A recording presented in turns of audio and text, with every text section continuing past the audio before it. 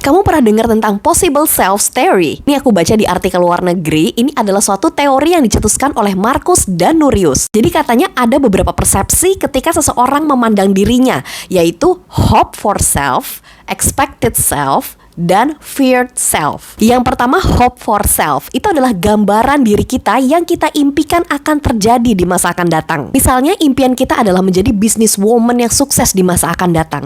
Dan ketika kita ngebayangin itu, kita langsung excited. Kayaknya semangat banget, kita pengen ngejar goals ke arah sana. Jadi itu kayak our dream in the future gitu. Yang kedua, expected self. Itu biasanya adalah kondisi kita di saat ini. Jadi oke, misalnya kamu punya dream untuk menjadi entrepreneur di masa akan datang, tapi saat ini kita masih menjadi 9 to 5 employee yang di-expected menjadi employee yang responsible, yang harus menyelesaikan pekerjaan 9 to 5-nya. Padahal itu mungkin tidak sesuai dengan dream kita in the future. Nah, yang ketiga adalah feared self. Itu adalah gambaran diri kita yang kita nggak pengen banget itu terjadi di masa akan datang.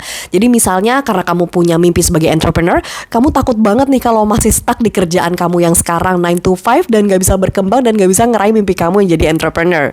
Nah, 3 jenis image ini biasanya akan mempengaruhi behavior kita di saat ini. Bagaimana kita mengambil keputusan di saat ini. Umumnya orang akan berusaha untuk memperkecil gap antara hope for self yang in the future sama yang saat ini yang expected self. Ketika kita udah clear nih, udah jelas dream kita yang in the future itu apa, biasanya kita akan mulai nih perlahan-lahan behavior kita menyesuaikan untuk align dengan goals kita di akan datang. Ketika kita emotionally tuh udah terconnect dengan diri kita yang di masa datang. Kalau kita belum connect, biasanya kita akan masih ngerasa stuck nih di kondisi yang sekarang. Aduh, gue masih ngerjain ini, gue belum ngambil step nih untuk ke entrepreneurship.